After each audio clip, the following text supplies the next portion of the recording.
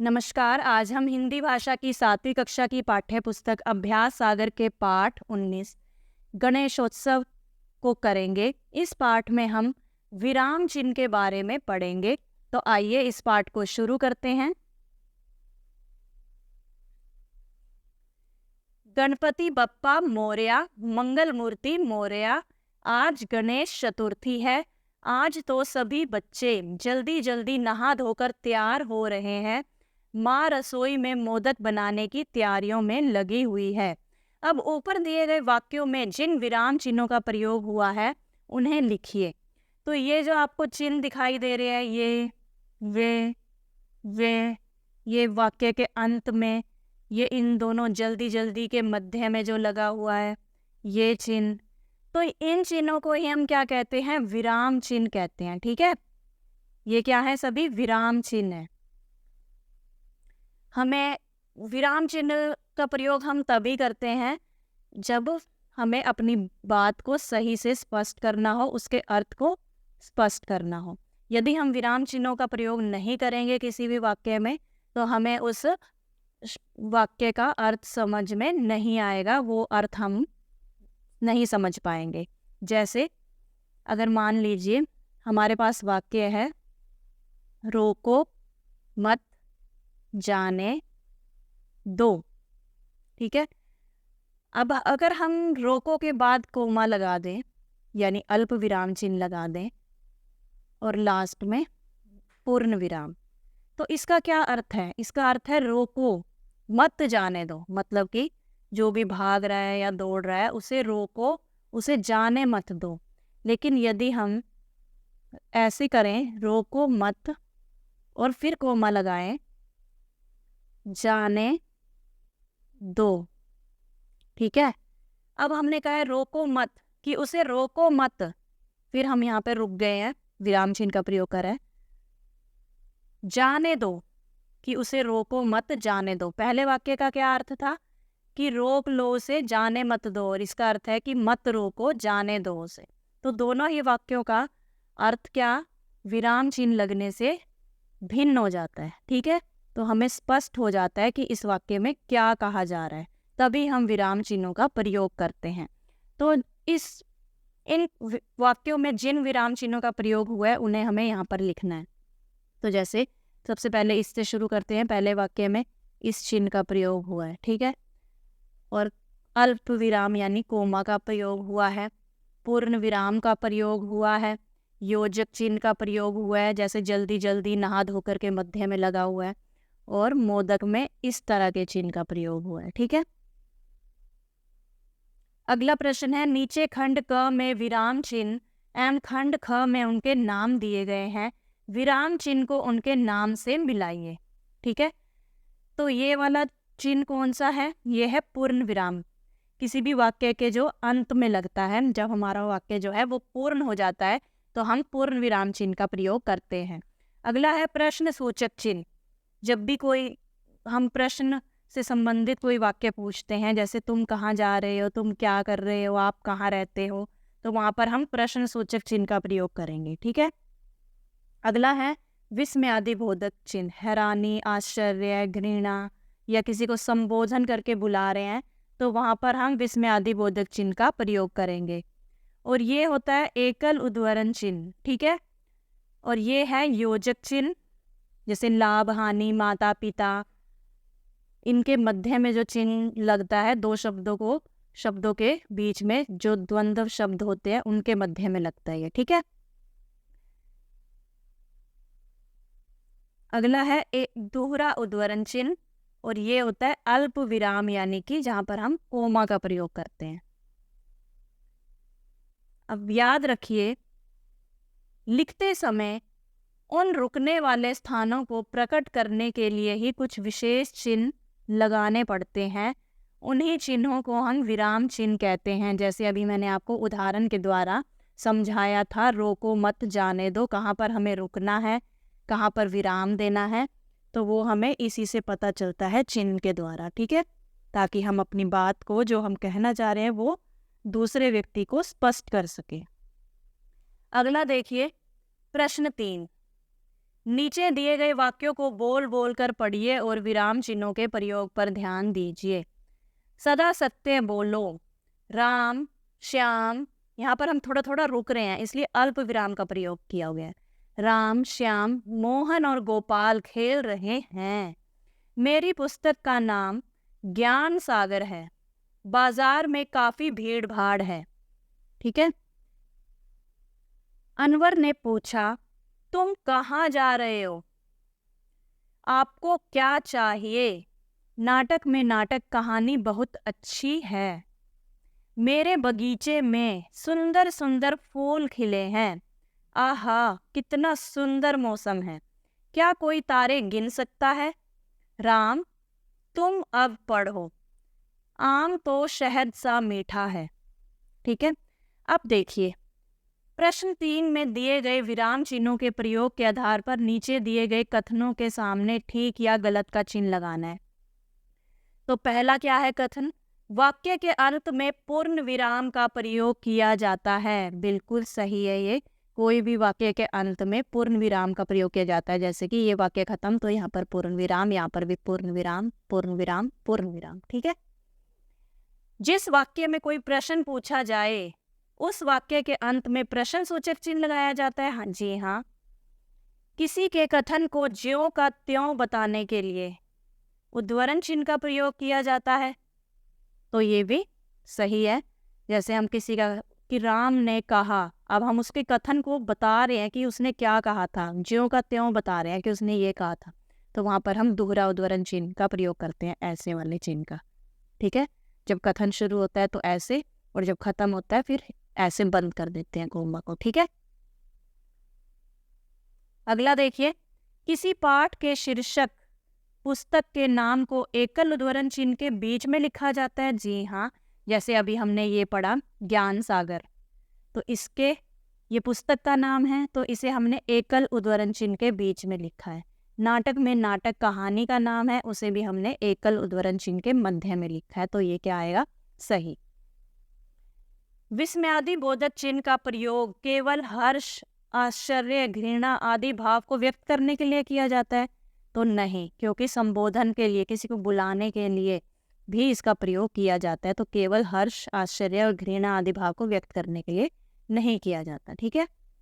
अगला देखिए, एक ही तरह के शब्दों एवं दोहरे उद्धरण चिन्ह से पहले अल्प विराम का प्रयोग किया जाता है। तो इसका क्या आएगा? नहीं, कि एक ही तरह के शब्दों, जैसे हो गया जल्दी जल्दी, तो उससे पहले और दोहरे उद्धरण चिन्ह से पहले अल्प विराम का प्रयोग किया जाता है। तो ये गलत आएगा। ठीक है। एक ही तरह के जो शब्द होते हैं उसमें तो हम इस वाले चिन्ह का प्रयोग करते हैं, है ना। और वैसे इसमें दूसरा दिया गया है कि दोहरे उद्धरण चिन्ह से पहले अल्प विराम का। जब हम दोहरा उद्धरण चिन्ह शुरू करते हैं तो जरूरी नहीं है कि उससे पहले हम हमेशा अल्प विराम चिन्ह का प्रयोग करें। अगला है, भावों के साथ साथ संबोधन वाले शब्दों के बाद भी विस्मयादि बोधक चिन्ह का प्रयोग किया जाता है। तो ये आएगा सही। जैसे आहा, वाह, तो ये तो भाव है हमारे। लेकिन अगर संबोधन किसी को बुला रहे हैं हम, जैसे राम, फिर उसके बाद भी लगा सकते हैं हम विस्मयादि बोधक चिन्ह, जैसे कि इसमें था राम तुम अब पढ़ो। ठीक है। अगला देखिए, दो शब्दों को जोड़ने के लिए योजक चिन्ह का प्रयोग किया जाता है। जी हाँ। अगला देखिए, जब किसी की तुलना किसी अन्य से की जाती है तब भी योजक चिन्ह का प्रयोग किया जाता है। जी हाँ। जैसे हमें दिया गया है तुलना, आम तो शहद सा मीठा है। शहद सा, यहाँ पे तुलना की जा रही है, आम की तुलना शहद से की जा रही है कि वो आम जो है शहद सा मीठा है। तो जहाँ पर तुलना की जाए, जैसे राम मोहन से बुद्धिमान है, तो तुलना हो रही है दोनों की। सीता गीता से अच्छा गाती है, तुलना की जा रही है ना। तो वहां पर क्या होगा? योजक चिन्ह का प्रयोग किया जाएगा। अगला प्रश्न, नीचे दिए गए वाक्यों में उचित विराम चिन्ह छांटकर लिखिए। क्या आपने पत्रिका पढ़ ली? तो क्या आएगा इसमें? प्रश्न पूछा गया है ना ये तो कि क्या आपने पत्रिका पढ़ ली, तो प्रश्न सूचक चिन्ह आएगा। ठीक है। हाय मेरी तो जान निकल गई, हाय विस्मयादिबोधक चिन्ह, मेरी तो जान निकल गई, फिर वाक्य खत्म है तो पूर्ण विराम। भारत एक महान देश है, इसमें पूर्ण विराम। बच्चों को चॉकलेट, बच्चों को चॉकलेट आइसक्रीम और टॉफी बहुत पसंद है, तो चॉकलेट और आइसक्रीम के बीच में अल्प विराम चिन्ह का प्रयोग किया जाएगा। चारों रात दिन पढ़ती रहती है, रात दिन को जोड़ने के लिए, दो शब्दों को जोड़ने के लिए जो भी या तो विपरीतार्थक शब्द होते हैं या द्वंद्व शब्द होते हैं, लाभ हानि, माता पिता, ठीक है, इस तरह के जो शब्द होते हैं उनके बीच में योजक चिन्ह का प्रयोग किया जाता है उन दोनों को जोड़ने के लिए। चारों रात दिन पढ़ती रहती है, वाक्य खत्म। ठीक है, तो पूर्ण विराम लगाएं। अगला देखिए, नीचे दिए गए वाक्यों में उचित विराम चिन्ह छांट कर लगाइए। रामचरितमानस तुलसीदास जी ने लिखी है, तो रामचरितमानस एक पुस्तक का नाम है, तो एकल उद्धरण चिन्ह आएगा। तुलसीदास जी ने लिखी है, वाक्य खत्म। छोटी बड़ी देखने में सुंदर कलापूर्ण मूर्तियां रखी हैं, सुंदर कलापूर्ण मूर्तियां रखी हैं, तो सुंदर और कलापूर्ण। घरों में काम करने वाले रामा या बालू घर घर नाचने आते हैं, रामा और बालू। ठीक है। छी कितना गंदा पानी है, विस्मयादिबोधक चिन्ह और यहाँ पर पूर्ण विराम। रमा ने कहा, अब किसी के कथन को बताया जा रहा है, मैं कल फिल्म देखने गई थी। ठीक है, इस तरह से आएगा। दूहरा उद्धरण चिन्ह शुरू, फिर वाक्य खत्म है तो पूर्ण विराम और दूहरा उद्धरण चिन्ह बंद। अगला प्रश्न देखिए, एकल उद्धरण चिन्ह, दोहरे उद्धरण चिन्ह, विस्मयादिबोधक चिन्ह, प्रश्न सूचक चिन्ह एवं योजक चिन्ह का प्रयोग करते हुए एक एक वाक्य बनाना है। ठीक है, तो कौन कौन से चिन्हों का प्रयोग करना है हमें? एकल तो हो गया ये वाला, दोहरा हो गया ये वाला, विस्मयादि हो गया इस तरह से, प्रश्न सूचक हो गया ये, और योजक चिन्ह हो गया ये वाला। ठीक है, तो इन सभी चिन्हों का प्रयोग करते हुए हमें एक एक क्या बनाना है? वाक्य बनाना है।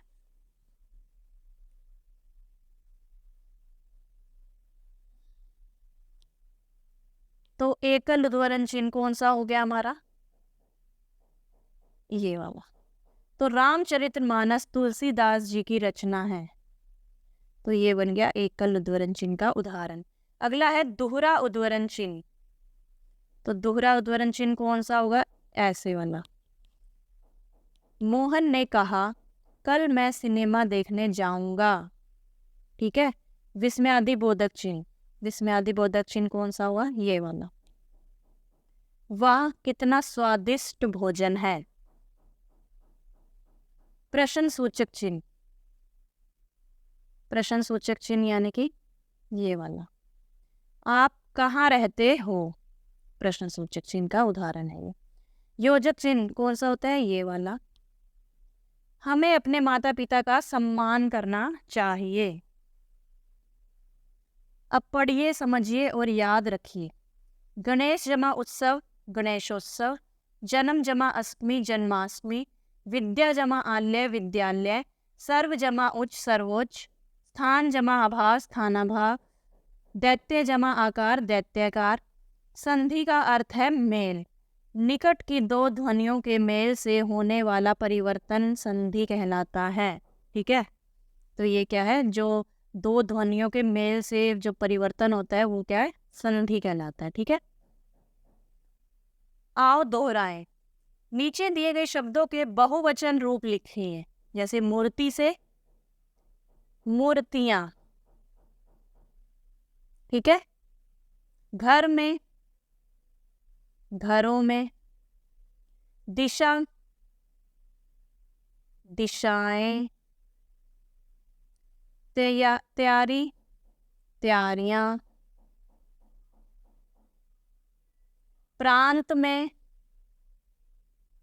प्रांतों में। बैलगाड़ी बैलगाड़ियां। अगला प्रश्न देखिए, नीचे दिए गए वाक्यों में से विशेषण और विशेष्य छांटकर लिखिए। वाक्य है, श्यामपट्ट पर 3 चित्र बने हुए थे। तो इसमें क्या है? इसमें है 3 चित्र। 3 तो हो गया हमारा विशेषण, जो कि चित्र की विशेषता बता रहा है, तो चित्र क्या हो गया? विशेष्य। छोटे बच्चे ट्रकों पर बैठ जाते हैं, तो इसमें क्या आएगा? इसमें जो है छोटे क्या है? विशेषण, और बच्चे है विशेष्य।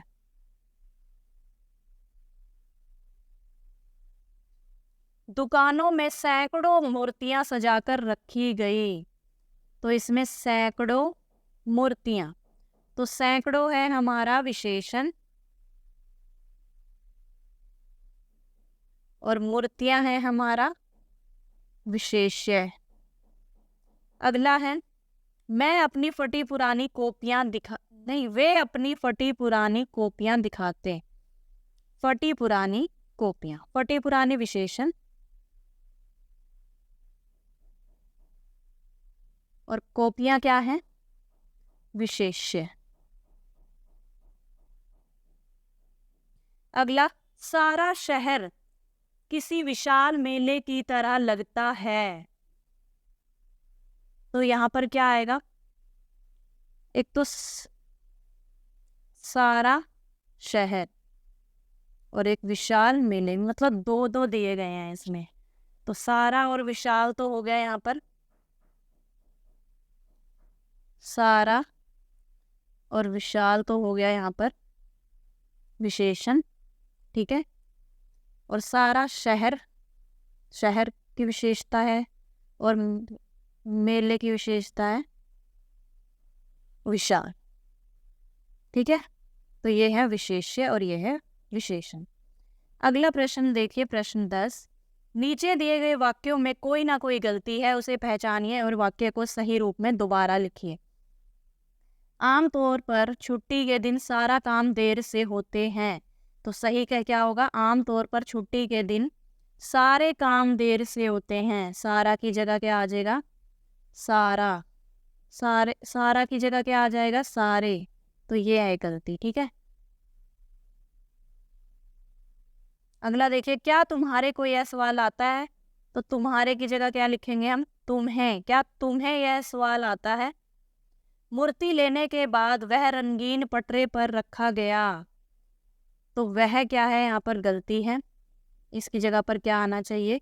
मूर्ति लेने के बाद उसे रंगीन पटरे पर रखा गया। डाकिया ने चिट्ठी पढ़कर सुनाई, तो डाकिये होगा, डाकिया नहीं होगा, डाकिये। डाकिये ने चिट्ठी पढ़कर सुनाई। नाना जी सभी बच्चे को कहानी सुनना चाहते थे, तो नाना जी सभी बच्चों को, ठीक है, नाना जी सभी बच्चों को कहानियां सुनाना चाहते थे, ठीक है। तो इसे इस तरह से सही करके हमें लिखना है, नाना जी सभी बच्चों को कहानियां सुनाना चाहते थे। अगला प्रश्न है, आओ लिखें। आप गणेश चतुर्थी का त्योहार मनाने के लिए अपने नाना नानी के पास जाना चाहते हैं, जो मुंबई में रहते हैं। वहां जाने के लिए आपको 4 दिन की छुट्टी चाहिए। छुट्टी के लिए प्रधानाचार्य को ईमेल द्वारा सूचित कीजिए। तो ईमेल करना है आपने, सेवा में प्रधानाचार्य महोदया, डीएवी पब्लिक स्कूल, झारखंड, या जो भी शहर का नाम है आपके। विषय है हमारा गणेश चतुर्थी के अवसर पर छुट्टी हेतु प्रार्थना पत्र। महोदया, सविनय निवेदन यह है कि मैं सुरेश कुमार कक्षा 7वीं का छात्र हूँ। मुझे गणेश चतुर्थी के पावन अवसर पर अपने नाना नानी के पास मुंबई जाना है। यह त्योहार हमारे परिवार के लिए बहुत महत्वपूर्ण है और इसे हम सब मिलकर बड़े उत्साह के साथ मनाते हैं। बड़े उत्साह के साथ मनाते हैं। अतः आपसे विनम्र निवेदन है कि मुझे अगले 4 दिनों की छुट्टी प्रदान करने की कृपा करें। आपकी अति कृपा होगी। धन्यवाद। यहाँ पे आपका नाम, यहाँ पे आपकी कक्षा, यहाँ पे अनुक्रमांक यानी कि रोल नंबर, यहाँ पर आप अपना फ़ोन नंबर लिख सकते हैं और ईमेल एड्रेस आपका, ठीक है। तो इस तरह से आपको अपने प्रधानाचार्य को छुट्टी के लिए ईमेल भेजना था, ठीक है। आशा करती हूँ आपको यह पार्ट अच्छे से समझ में आ गया होगा। मिलते हैं अगली वीडियो में, तब तक के लिए नमस्कार।